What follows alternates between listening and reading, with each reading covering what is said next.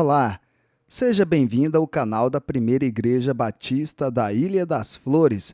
Eu sou o pastor Eliomar Paixão e neste momento você está na nossa Escola Bíblica Dominical.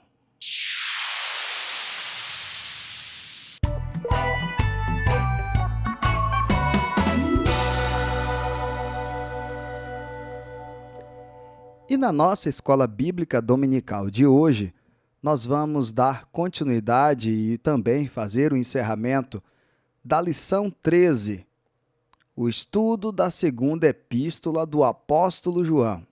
Na semana passada, nós estudamos a primeira parte desta fabulosa carta e hoje vamos fazer o encerramento. Lembrando que esta é uma lição baseada na revista Conheça o Novo Testamento, Panorama Bíblico, edição 4, de Colossenses a Apocalipse. Então, vamos para a lição. Bem, na semana passada, nós paramos aqui no tópico 3, onde nós estudamos um pouco acerca de quem era o destinatário da carta escrita pelo apóstolo João. Hoje nós vamos dar continuidade a partir daqui do tópico 4, onde vamos poder ver um pouco acerca dos falsos mestres, algumas características deles. Mais uma vez, o discípulo amado, o discípulo João, conhecido muito na Bíblia como o discípulo do amor, o discípulo amado, ele apresenta características claras dos falsos mestres. Sabemos muito bem, já entendemos até aqui, baseado nos estudos das cartas passadas, que lidar com os falsos mestres, combater os falsos ensinos, foi certamente um dos maiores desafios da igreja do primeiro século, juntamente ali com a perseguição, é claro. Mas podemos destacar que combater os falsos ensinos foi um dos grandes problemas, um dos grandes desafios que a igreja do primeiro século enfrentou. Portanto, aqui o apóstolo João, ele nos dá algumas características desses falsos ensinos, desses falsos mestres. Aqui na coluna à direita, nós vamos encontrar as referências bíblicas, lembrando que esta segunda carta do apóstolo João, ela é uma carta de apenas um capítulo, então os números que se referem aqui não referem-se ao capítulo, e sim aos versículos.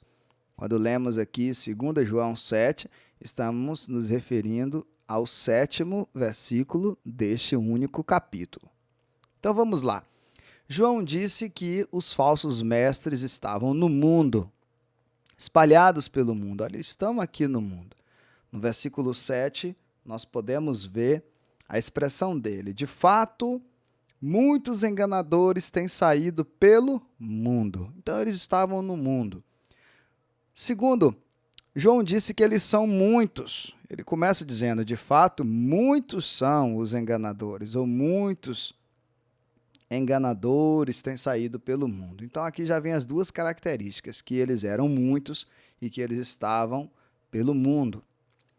Uma terceira característica, João diz que ele tem outra cristologia, eles tinham outra cristologia. Seguindo o versículo, ele diz, os quais não confessam que Jesus Cristo veio em corpo. Isso refere-se a uma outra cristologia. O que é cristologia, só lembrando?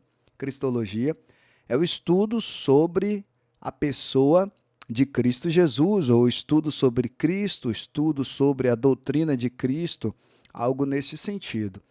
Só que a visão de Cristo que esses falsos mestres tinham era uma outra visão dos apóstolos. Por isso, o autor da revista trata aqui, fazendo a leitura sobre esse texto, que eles tinham uma outra cristologia, eles tinham um outro ensino sobre Cristo que conflitava com o ensino dos apóstolos. Tópico 4 aqui, eles enganam e são contra Cristo. Aqui no versículo 7 a gente viu. eles negam Jesus. Olha, eles não confessam que Jesus Cristo veio em corpo, como Paulo, como João, como Pedro, como todos os apóstolos testemunharam, ensinaram, pregaram. Esses falsos mestres, eles negam que Jesus encarnou na pessoa de Jesus de Nazaré, ali por obra do Espírito Santo, pelo nascimento virginal ali da Maria. Eles negam todas essas coisas. Portanto, eles enganam e são contra Cristo. Uma outra coisa, o João diz que eles devem ser motivo de cautela, ou seja, os cristãos daquela época precisavam ter muita cautela em relação a esses falsos mestres. João começa dizendo, olha, tenham cuidado, tenham cautela. Interessante isso, né? Tópico 6, eles ultrapassam a doutrina de Cristo. O que é ultrapassar a doutrina de Cristo? Ou seja, eles passavam por cima, não é que eles ultrapassavam no sentido positivo da palavra, não. Ultrapassavam no sentido pejorativo, eles atropelavam a doutrina de Cristo, eles negavam a Cristo como os apóstolos ensinavam, pregavam e como nós também cremos nos dias de hoje. Veja no versículo 9, nós temos aqui, todo aquele que não permanece no ensino de Cristo, mas vai além dele, não tem Deus. Não tem Deus. Olha, o discípulo é categórico. Quem permanece no ensino, esse tem o Pai e também tem o Filho. Então, eles ultrapassavam nesse sentido. Eles não tinham Deus, eles desrespeitavam a doutrina ensinada pelos apóstolos. E os apóstolos ensinavam aquilo que aprendeu direto do próprio Senhor Jesus. Então, o apóstolo João disse que todo aquele que não permanece no ensino de Cristo, vai além do ensino dele, este não tem Deus. Então, eles ultrapassavam a doutrina de Cristo. Outra coisa, eles não têm Deus, como acabei de ler no versículo 9. O João não poupou palavras, não poupou, ele foi direto, foi categórico, eles não têm Deus. E 8, não devem ser recebidos como pregadores nas reuniões da igreja. É um problema que acontece também nos nossos dias, né? Tantas pessoas sem capacidade nenhuma, sem nenhuma vida com o Senhor, apenas autos se consagram ou são consagrados por homens que nem a própria igreja reconhecem como homens de Deus e saem por aí pregando em nome de Deus. Isto é ser um falso profeta. E o apóstolo João orientou a igreja, olhando, vocês não recebam esses pregadores nas reuniões da igreja, não botem eles para pregar. Foi literalmente o que ele disse. Olha o que ele diz no versículo 10 desta sua maravilhosa carta. Se alguém chegar a vocês e não trouxer esse ensino, não recebam em casa, nem o saúdem. Barrou. A palavra é essa. Eles barrem, não deixem pregar, não recebam na casa de vocês. Não coloque essas pessoas dentro da casa de vocês, nem levem lá para a igreja para pregar, para ensinar aquilo que conflita com a boa palavra do Senhor. Então, estas são as características. Aqui nós temos 8 características. Eles estão no mundo, são muitos, têm outra cristologia, enganam e são contra Cristo, devem ser motivo de cautela, ultrapassam a doutrina de Cristo, eles não têm Deus e eles não devem ser recebidos como pregadores por vocês para falarem, ou ensinarem, pregarem ou algo do tipo na igreja. Muito bem, vamos dar continuidade. Nós temos então uma aplicação de 2 João, para hoje. Qual tem sido a sua postura em relação à fé cristã? Você realmente anda na verdade como aquela igreja no primeiro século? Esta Por exemplo, esta igreja a qual João escreveu já elogiando aqueles irmãos. Ele estava muito feliz por saber que aqueles irmãos estavam andando na verdade. Você anda na verdade? Qual tem sido a sua postura como um cristão, como um servo de Deus? Pense nisso. Bem, pensando um pouco na estrutura desta carta, desse diálogo com João, tirando aqui só a introdução, a introdução da carta e o encerramento dela, a despedida dela, o que a gente tem ali como esqueleto base dessa carta? Olha só. Nós vamos ter aqui do versículo 4 ao 6 o caminho que o crente deve trilhar. O cristão deve andar na verdade e andar em amor. Está claro aqui no versículo. É só nós acompanharmos. Como esta carta é uma carta de apenas um único capítulo, então dá para a gente fazer a leitura. 4. Ao encontrar alguns dos seus filhos, muito me alegrei, pois eles estão andando na verdade, conforme o mandamento que recebemos do Pai. E agora eu lhes peço, Senhora, não como se estivesse escrevendo um mandamento novo. Senhora aqui, como estudamos na semana passada, ele está se referindo à igreja. Muito bem. Não como se estivesse escrevendo um mandamento novo, mas o que já tínhamos desde o princípio, que amemos uns aos outros. E este é o amor, que andemos em obediência aos seus mandamentos, como você já tem ouvido desde o princípio.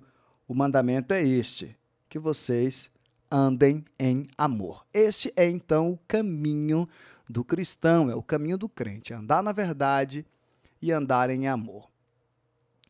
E qual é o comportamento cristão? Traduzindo, o comportamento cristão deve ser baseado no amor. Todo o comportamento do cristão, em todas as esferas da sua vida, precisa ter a base, o amor. O perigo para o crente. Quais são os perigos que o crente corre? Aí aqui no versículo 7 ele vai falar da natureza desse perigo. Vamos ver? Versículo 7, qual é a natureza do perigo? De fato, muitos enganadores têm saído pelo mundo, os quais não confessam que Jesus Cristo veio em corpo. Tal é o enganador e o anticristo. A natureza deste perigo. Qual a natureza do perigo que o cristão corre? O cristão que não é fincado na palavra, na verdade, de Cristo, ele corre riscos de ser enganados. Algo que Jesus falou, que eu presto muita atenção, é o seguinte. Primeiro, Jesus disse que vários falsos mestres, vários falsos profetas surgiriam. Ok, então isso já conforta o meu coração, porque isso não é novidade. Jesus já havia me prevenido acerca disso. Mas uma outra coisa chama muita atenção. Jesus disse que muitos serão enganados. Muitos serão dilubriados. Muitos seguirão esses falsos profetas. Olha só, Jesus não disse que algumas pessoas, Jesus disse que muitos vão ser. Este é um perigo que roda a igreja. Falsas doutrinas, falsos ensinamentos. E o povo já gosta de novidade, né? O povo já gosta de vitória, o povo já gosta da oração respondida o tempo todo. O povo já gosta, né, de ter o lucro da fé. Então, cuidado para que você não esteja neste muitos. Mas o mais interessante ainda é que Jesus disse que poucos serão escolhidos pelo verdadeiro profeta, que é o próprio Senhor. Quais são as funções do Senhor Jesus? Ele é profeta, ele é sacerdote e ele é rei. Este é o ofício de Cristo. Então, o próprio profeta, o próprio sacerdote, o próprio rei, Senhor Jesus, ele vai buscar, vai escolher os seus, poucos serão escolhidos. Veja, lute para estar nestes poucos. Cuidado para este mal, esta natureza que ronda você. Uma outra coisa que Jesus disse uma outra coisa que nós temos aqui do versículo 8 ao 11, a relação do crente com o perigo. Qual a relação do crente com o perigo? Vamos lá, versículo 8. Tenham cuidado, para que vocês não destruam o fruto do nosso trabalho. Antes sejam recompensados plenamente. Olha só, o versículo 8 aqui, ele já nos responde. A relação do crente com o perigo é uma relação de vigilância. Se o cristão estiver vigilante aqui é estar fincado na palavra, ele não será dilubriado. Ele não será enganado, porque aquele que está na verdade está em Deus, e aquele que está em Deus está na verdade, estando na verdade, não será dilubriado pela mentira, porque a verdade de Cristo prevalece. Portanto, tenha muito cuidado, ok? Bem, qual deve então ser a crença do cristão? No sacerdote? No pastor? No líder religioso? Não.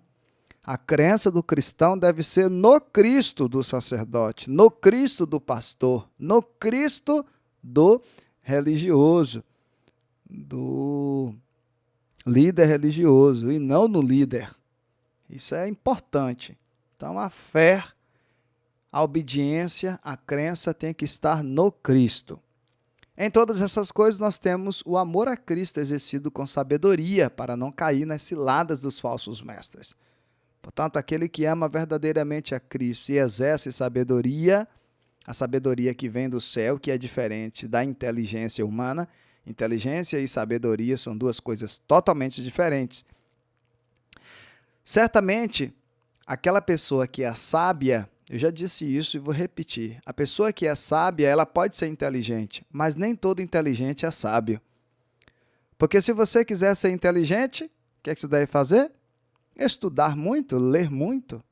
Mas se você quiser ser sábio, você tem que se aproximar do Senhor.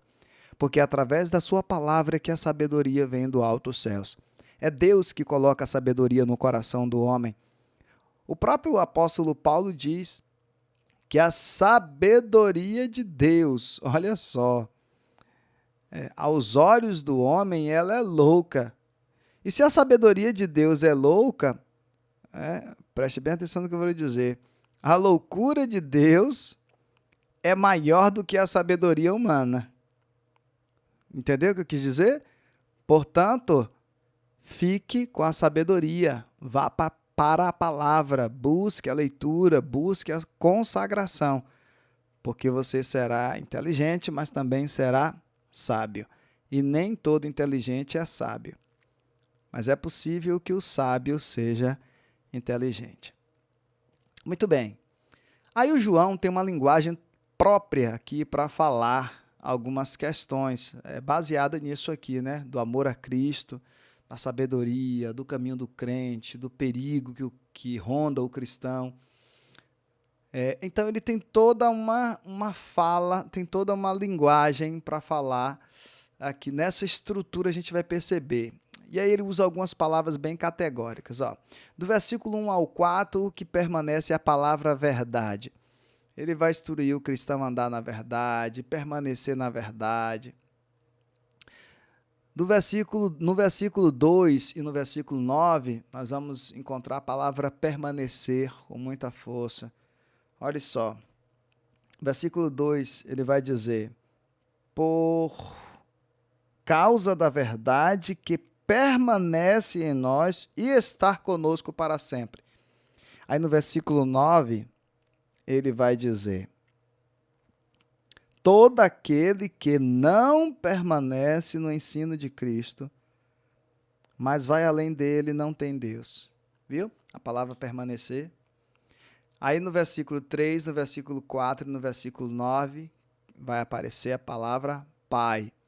Aí Pai, nesses 3 versículos, refere-se a Deus.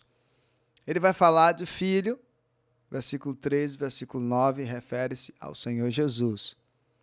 No versículo 3 e versículo 6, ele vai falar sobre o amor. No versículo 5, ele vai colocar a importância de se amar. É bem interessante. Você acompanha aí, tá? Vou dar uma acelerada para o vídeo não ficar muito longo. No versículo 4 ao 6, ele vai expressar a questão do mandamento. No versículo 8, ele vai usar a expressão mandamento novo, que eu li lá atrás, né? Não é um mandamento novo que eu trago para vocês, mas é o mesmo mandamento, que amemos uns aos outros. No versículo 9, princípio, no versículo 9, tópico 9 aqui. Versículo 5, no versículo 6, ele vai usar a expressão princípio. No versículo 7, mundo. No versículo 7 também carne. Ainda no versículo 7, o anticristo. E no versículo 11, ele vai falar de obras. Então, pensando na estrutura desta carta, tirando aqui a introdução e o encerramento, o esqueleto da carta está aqui. O caminho do crente, o perigo do crente. E ele usa essas linguagens, essa é uma linguagem própria dele aqui para tratar desses assuntos, e tem essas 13 palavras aqui que vai aparecer com bem força nesses respectivos versículos, ok? É só conferir aí, como é uma carta pequena, dá para ler várias vezes durante a semana. Vamos seguir. Vamos fazer uma aplicação, né, de João para hoje? Olha só. Você se preocupa com a saúde espiritual de seus irmãos na fé? Irmãos, querido aluno, se preocupar com a saúde espiritual das pessoas e nossa própria é de suma importância para um cristão. Olha, toda doença é ruim. Todo tratamento é lento, mas a doença espiritual, ela é terrível. Sim. Então, mantenha-se sadio na fé. Imagine aquelas pessoas doentes, espiritualmente falando, e eu não quero dizer apenas no sentido de perturbações demoníacas. Não. Eu estou dizendo, às vezes, daquela doença mesmo religiosa. Eu estou lendo um livro e penso em algum momento de vir aqui fazer algumas discussões dos capítulos deste livro, acho muito pertinente, de um pastor chamado Alcione Emerick. Ele é capixaba, faz um trabalho espetacular aqui na Grande Vitória, em todo o estado, todo o Brasil, e até já fez viagens exteriores. Ele trabalha com cura interior e aí ele fala muito sobre esta questão da saúde espiritual. E aí o título do livro dele, que vale a pena vocês darem uma conferida, é o livro Contaminação Espiritual. É um livro fantástico, é um livro extraordinário, uma leitura profunda que você se confronta consigo mesmo o tempo todo. Um livro maravilhoso. Com certeza, ele só veio agregar muito mais ao meu ministério. Veio estruturar muito melhor a minha vida espiritual. Sugiro para que você leia Contaminação Espiritual. Por que eu estou sugerindo a leitura deste livro e por que eu estou citando ele aqui? Porque ele tem uma fala muito forte que me lembra esta questão da importância da saúde espiritual. Ele diz assim, olha, muitos no primeiro século morreram por causa do cristianismo. No século atual, muitos morrem, entre aspas, de cristianismo. Veja, não é o cristianismo genuíno que mata. O que mata é a religiosidade que foi feita, gerada em torno do genuíno cristianismo. E aí ele vai falar do fermento dos fariseus e vai fazer uma análise profunda a partir, pegando como base a parábola do filho pródigo. É um livro espetacular. Leia e você verá. Certamente, um momento ou outro, nós vamos fazer algumas discussões aqui daqueles capítulos. Então, tudo bem até aí? Vamos seguir então. Cristo em 2 João, onde que a gente consegue perceber a presença de Cristo? Como podemos dizer que esta carta de João também é uma carta cristocêntrica? Bem, de fato, muitos enganadores têm saído pelo mundo, os quais não confessam que Jesus Cristo veio em corpo. Tal é o enganador e também este é o anticristo. Cristo rejeita os que o negam. Cristo está presente ali, nesta segunda carta de João. Eu coloquei 2 João aí, 1,7, mas na verdade eu não precisava colocar este 1 aí, eu comi mosca. É só o 7 mesmo, porque como eu expliquei, essa é uma carta de apenas um único capítulo. Ok? De fato, então, muitos enganadores têm saído pelo mundo e eles não confessam que Cristo veio em corpo. Então, Cristo ele rejeita os que o negam. Como o próprio Jesus disse, né? Aqueles que não me conhecem, eu também não conhecerei. Aqueles que têm vergonha de mim, eu também terei vergonha dele naquele grande dia. Com os falsos ensinadores, falsos mestres, aqueles que espalham falsos ensinos, Cristo rejeita, porque eles o negam. E todo aquele que não permanece no ensino de Cristo, mas vai além dele, além do ensino, esses não têm Deus. João falou categoricamente, quem permanece no ensino tem o Pai e também tem o Filho. Onde é que a gente percebe Cristo aqui? Cristo mantém um relacionamento com os que permanecem na doutrina dele. Aquele que permanece fiel ao Senhor, a Bíblia diz o quê? Ele também permanece fiel a este. Então, olha que passagem espetacular. Todo aquele que não permanece no ensino de Cristo, mas vai além dele, não tem Deus. Mas olha só a segunda parte. Quem permanece no ensino, este tem o Pai e também tem o Filho. Oh, glória! Seguindo, aplicação de 2 João para hoje. Assuma hoje o compromisso de permanecer na doutrina de Jesus Cristo. Lembre-se, o que permanece na doutrina, esse tem tanto o Pai quanto o Filho. Bem, como esta é uma pequenina carta, então, logo nós a terminamos.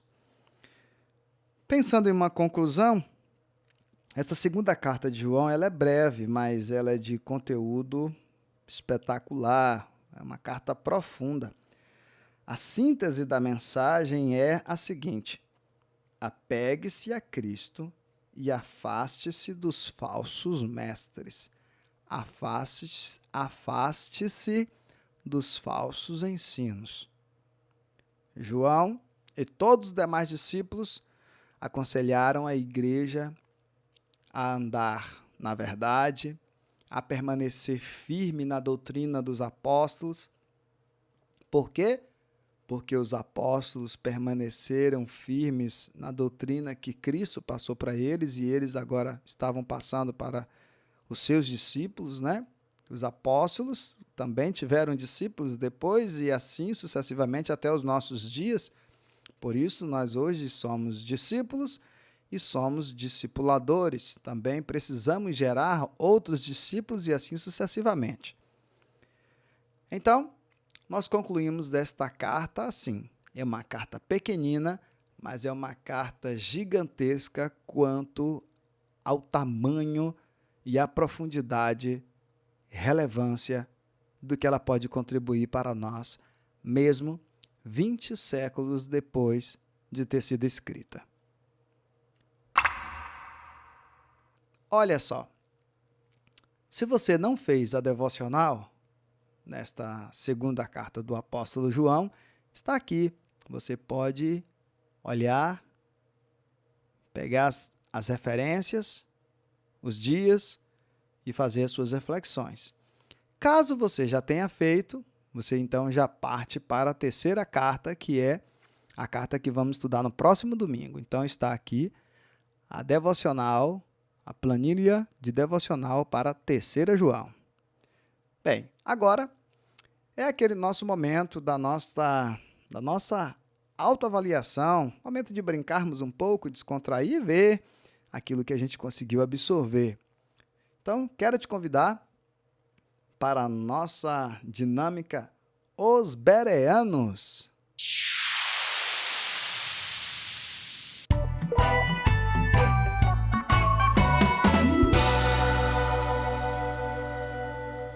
Bem, aqui você já sabe, né? Quem errar mais vai lavar o prato do almoço. Então, vamos para a primeira pergunta. Baseando-se, então, no estudo de hoje e na leitura da segunda epístola de João, responda: qual dessas alternativas a seguir não condiz com as características dadas por João aos falsos mestres na segunda epístola que ele escreveu? Estão no mundo, têm outra cristologia, ultrapassam a doutrina de Cristo ou são piedosos? Tempo!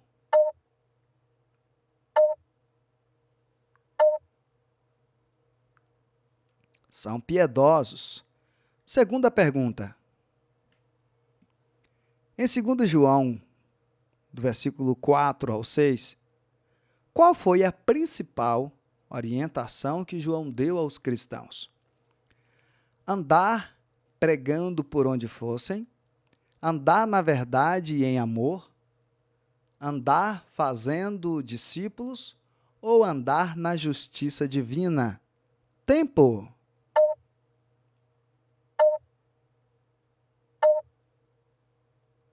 Andar na verdade e em amor. Terceira pergunta. Quando falamos da estrutura desta epístola, na aula de hoje, qual dessas palavras não faz parte da linguagem de João? Engano, verdade, permanecer ou obras? Tempo!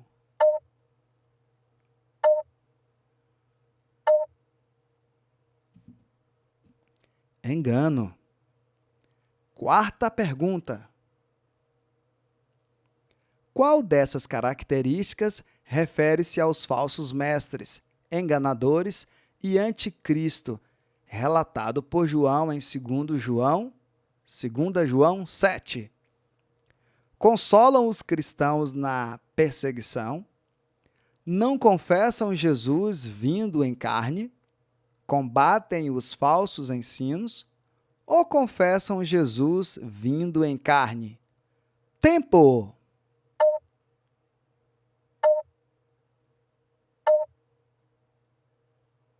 Não confessam Jesus vindo em carne.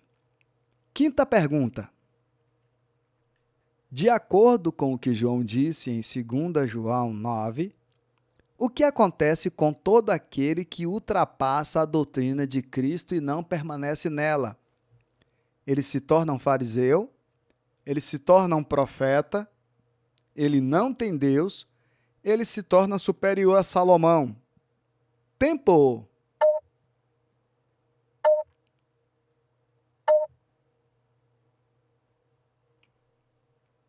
Ele não tem Deus. Sexta pergunta. De acordo com o que João disse em 2 João 9, o que acontece com todo aquele que permanece na doutrina de Cristo? Esse não passa mais por aflições nesta vida, esse tem o Pai e o Filho, esse passa por aflições nessa vida, ou esse não tem o Pai e nem o Filho? Tempo!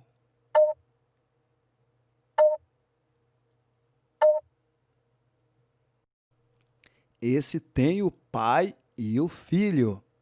Sétima pergunta.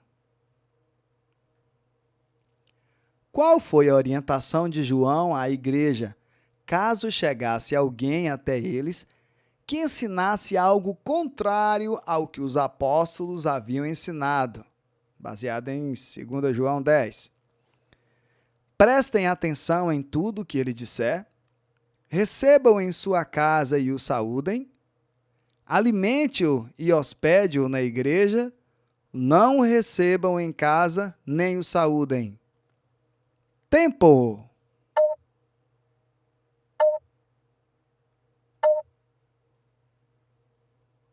Não o recebam em casa nem o saúdem. 8ª pergunta. Caso um deles recebesse alguém que chegasse até eles com ensinamentos contrários ao que os apóstolos haviam ensinado, segundo João, o que aconteceria com essa pessoa? Se tornava participante de obras malignas? Adquiriam uma sabedoria além dos demais? Estava provando que amava ao seu próximo, ou corria grande o perigo de ser roubado em sua própria casa? Tempo!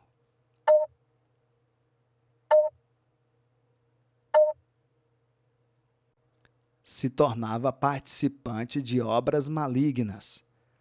9ª pergunta. Em sua saudação final, João disse que ainda tinha muito mais coisas a dizer, porém, não pretendia falar através da carta, porque ele tinha uma intenção pessoal. Qual era? Ele desejava estar sempre em oração por eles? Ele sabia que a igreja iria visitá-lo? Ele esperava que a igreja já soubesse o que ele queria dizer? Ou ele queria visitá-los para que a alegria de todos fosse completa? Tempo!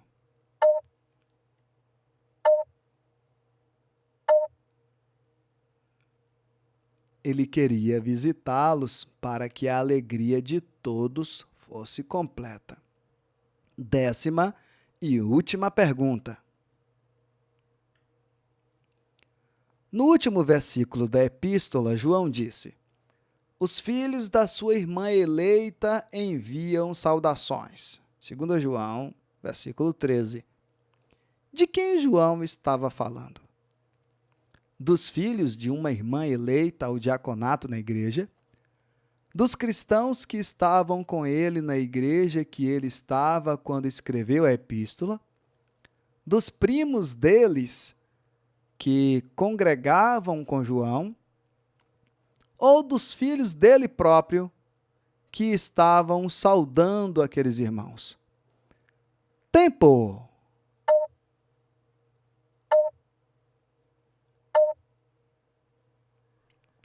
Dos cristãos que estavam com ele na igreja que ele estava quando escreveu esta epístola.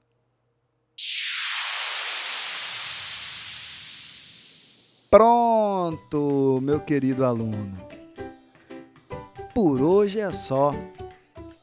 Até o próximo domingo com a primeira parte da aula da 3ª epístola do apóstolo João. Eu espero você lá, hein? Por enquanto, um grande abraço e obrigado pela sua atenção. Tchau!